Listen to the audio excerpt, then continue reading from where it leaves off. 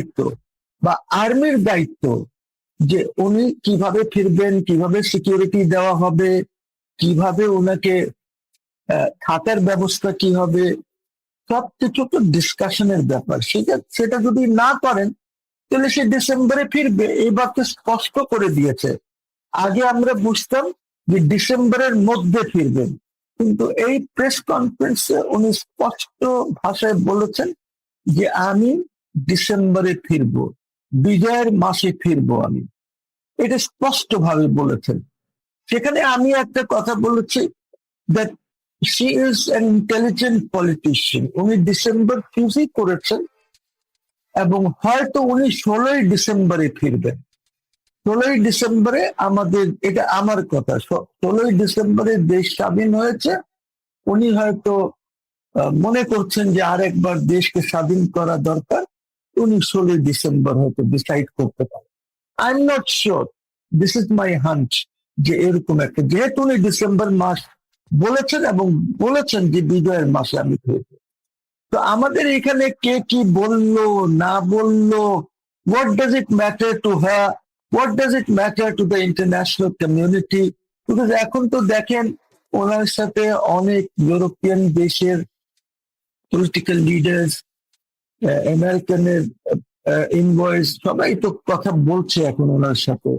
এবং শুধু কথা বলছে না, আমি এইটাও শুনছি যে অনেকেই বলেছেন যে তারা ওনার সাথে ঢাকায় আসবেন, ওনার সাথে উনি যে প্লেনে আসবেন বা যেভাবে আসবেন ওনার সাথে ফরেন ডিপ্লোম্যাটস, ফরেন যারা এলিট আছে, দোজ হু ম্যাটার ইন্টারন্যাশনাল পলিটিক্সে, তারাও নাকি আসবেন। কতটুকুন ঠিক আছে, কতটুকুন বেঠিক, এটা সময়ই বলে দিবে।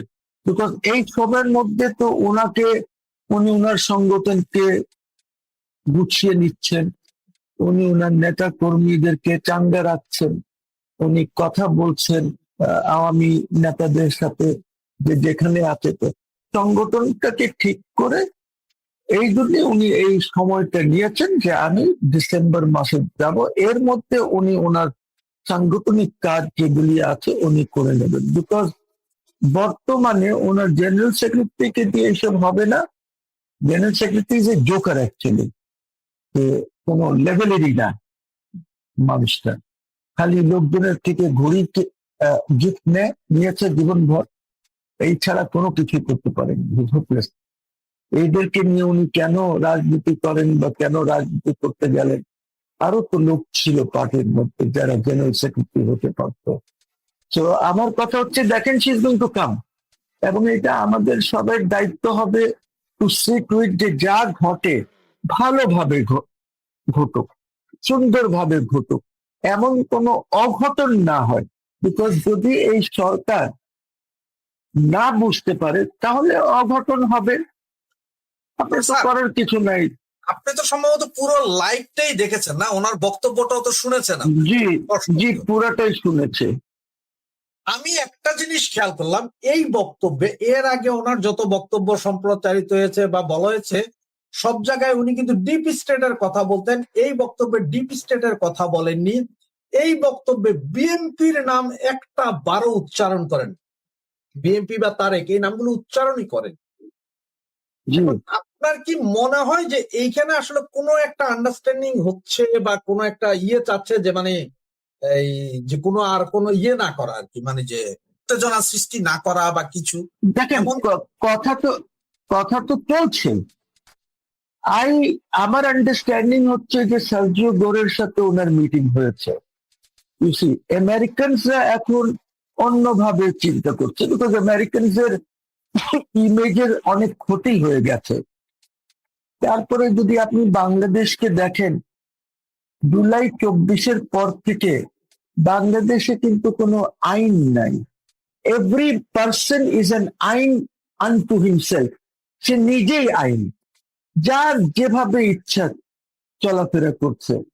এই সরকার 6 মাসে এসেছে, 6 মাসের মধ্যে তারা ইনভেস্টমেন্টের কথা বলছে, ভেরি গুড ইনভেস্টমেন্ট এর কথা বলা, কিন্তু ইনভেস্টমেন্টের এনভায়রনমেন্ট আপনি সৃষ্টি করবেন। আপনি ঢাকা শহরে দেখেন যেভাবে আপনার অটো এবং মোটরাইজ রিক্সা যেভাবে চলছে, এক তো সেটা হচ্ছে আপনার ক্ষতিকর ইন দ্য সেন্স দ্যাট ওটা তো নট সাইন্টিফিক্যালি বিল্ড, বুঝছেন? ওর ব্রেকস ট্রেক্স এইগুলি নিয়ে ঝামেলা আছে, প্রত্যেক দিন ঝামেলা হয়, প্রত্যেক দিন অ্যাক্সিডেন্ট হয়, হাইওয়েজের উপরে তারা এইগুলি চালাচ্ছে। তো আপনার তো কোনো জিনিসের উপরে নিয়ন্ত্রণ নাই। এই সরকারের 6 মাসের মধ্যে ওরা ট্রাফিকও কন্ট্রোল করতে পারলো না। খালি যারা গাড়ি চালায় ওদেরকে ভয় দেখায় যে এইখানে এইসব এআই দিয়ে করা হচ্ছে এবং যে ভায়োলেট করবে সে তাকে আমরা ফাইন করব। Fix your roads. আপনার ইনভেস্টমেন্টের জন্য যারা ভিসা বিহীন আসে, এয়ারপোর্টে ভিসা নেয়, তাদের 2, 2.5, 3 ঘন্টা লাগে। ওইখান থেকে এয়ারপোর্ট থেকে হোটেল আসতে আসতে সে বুঝে যায় যে এই দেশে কি ইনভেস্টমেন্ট সম্ভব কিনা। তো আপনি শেখ হাসিনার সময় এই অটো তো আমরা দেখি নাই আর রাস্তায়, ঢাকা শহরের রাস্তায় দেখি নাই, ঢাকা শহরে মোটরাইজ রিক্সাজ আমরা দেখি নাই। হ্যাঁ, কিছু এলাও করেছিল খালি যারা প্রতিবন্ধী ছিল ওদেরকে, but very limited, very limited.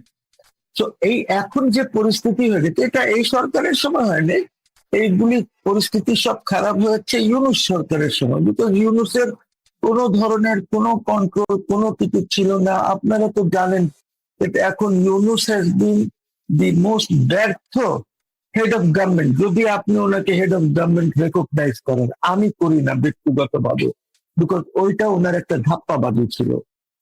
তো আমি যে জিনিসটা, আর এত এত নোংরা লোক এই লোকটা, মানে আমি আপনাকে বলতে পারি না যে কত নোংরা ছিল এই লোকটা। আজকেও দেখেন ওর সম্বন্ধে অনেক কথা হচ্ছে, এখন তো সবাই বলছে। আজকে তহিদ হোসেনও বলেছে যে সে কিভাবে এইগুলি করেছে, এবং হি ওয়াজ মিস্টার নোবডি। তহিদ হোসেন ওয়াজ মিস্টার নোবডি। সে যা করতো তার খলিলুর রহমানকে দিয়ে করতো, এই যে বাণিজ্য চুক্তি করতে। এখন তো তহিদ হোসেন সাইড এভরিথিং। তো আমার কথা হচ্ছে যে আমাদেরকে দেশকে এগিয়ে নিতে হবে। দেশের ল অ্যান্ড অর্ডার বইলা কোনো জিনিস নাই এখন। পুলিশরে এই ইয়াং ছেলে পেলেরা কলার ধরে থাপড়ায়, বুঝছেন না, এই অবস্থায় আছে পুলিশ। তো আমাদেরকে তো পুলিশের ডিগনিটি রিস্টোর করতে হবে, এবং তাদের আপনি এত লোক মেরেছেন, থানা পুড়িয়ে দিয়েছেন। এখন তো সবাই এই কথা বলছে যে আমি পুড়িয়েছি, আমরা পুড়িয়েছি। আমরা এই যদি নাশকতা না করতাম তাহলে তো আমরা শেখ হাসিনাকে সরাইতে পারতাম না, বুঝছি? তো এই যে আপনি পাবলিক প্রপার্টি এখন তো সবাই বলছে। তারপরে ওনারা আমেরিকা যেভাবে এই ইউনুস টুনুস মিলে যেভাবে খেলেছে, এখন ফরহাদ মাজারকেও আপনারা নিশ্চয়ই শুনেছেন যে ফরহাদ মাজার বলছেন যে নাহিদ তাহিদ এরা সব আমেরিকান সেফ হাউসে ছিল। ফরহাদ মাজার সেইফে, এবং সেফ হাউস থেকে সেফ হাউসে তো মগজ ধোলাই হয়েছে ফরহাদ মাজারের নিজের কথা। জি, মগজ ধুলাই করে বলা হয়েছে যে শেখ হাসিনাকে 1 পয়েন্টে চলে আসো, ওকে। এবং 2 অগস্টে ফরহাদ মাজারকে বলেছে যে আমাদের উপরে অনেক প্রেশার দেওয়া হচ্ছে যে 1 পয়েন্ট প্রোগ্রামে যাওয়ার জন্য। তো এখন তো স্পষ্ট হয়ে গেছে যে এই দেশের বিপক্ষে কারা ছিল। শেখ হাসিনার বিপক্ষে, গভর্নমেন্টের বিপক্ষে আমিও ছিলাম, for various reason, for various causes. কিন্তু যখন আমি দেখলাম, আমি বলেছি না that I will never call Sheikh Hasina fascist, বরঞ্চ আমি বলি বিকজ হচ্ছে বড় ফ্যাসিস্ট আমরা দেখলাম ইউনূসকে। বরঞ্চ আমি এখন যেটা মনে করি যে Sheikh Hasina was a magnanimous ruler, বড় মনের রুলার ছিলেন, এবং উনি এই দেশকে অনেক এগিয়ে নিয়েছেন। অনেক ইনফ্রাস্ট্রাকচার, যে যে যে যে জিনিসগুলি ইনফ্রাস্ট্রাকচার ডেভেলপমেন্টে যে কাজ করেছেন, যার জন্য দেশ অনেক অনেক অনেক এগিয়ে গেছে। কিন্তু আমরা এটাকে স্বীকার করতে চাই না, which is so unfortunate. এরপরে দেখেন আপনার পলিটিক্যাল যে ডিসকোর্স, সেটাই চেঞ্জ হয়ে গেছে। এখন পলিটিক্যাল ডিসকোর্সে গালা গালি, মানে যা তা অবস্থা হয়ে গেছে। একটা যে ডিসকোর্সে সবাই থাকতো যে ফ্রেন্ডশিপও আছে, পলিটিক্যালি আমরা অন প্রিন্সিপাল আমরা বিরোধিতা করব, সেটা নাই।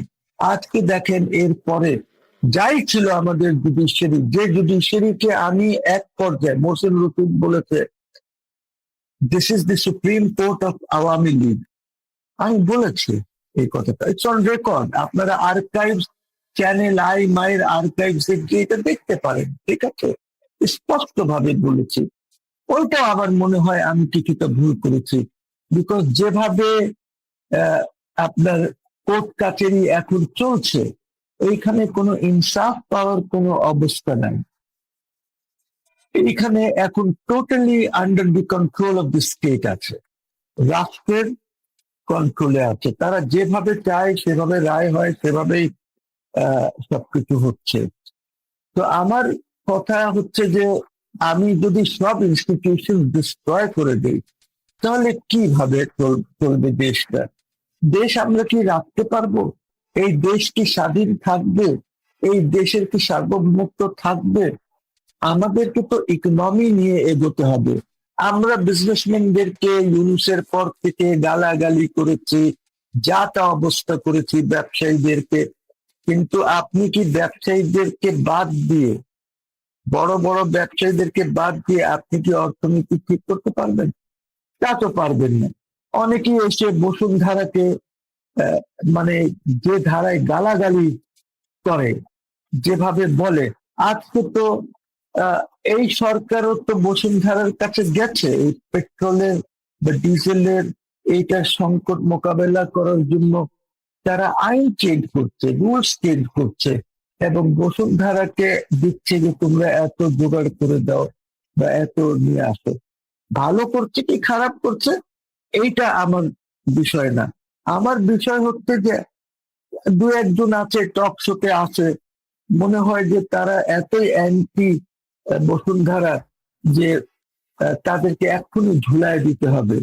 সে for instance I can name barrister Sarwar আমাদের, উনি একদম মানে ওনার একটা মনে হয় যে বসুন্ধরা ফোবিয়া হয়ে গেছে।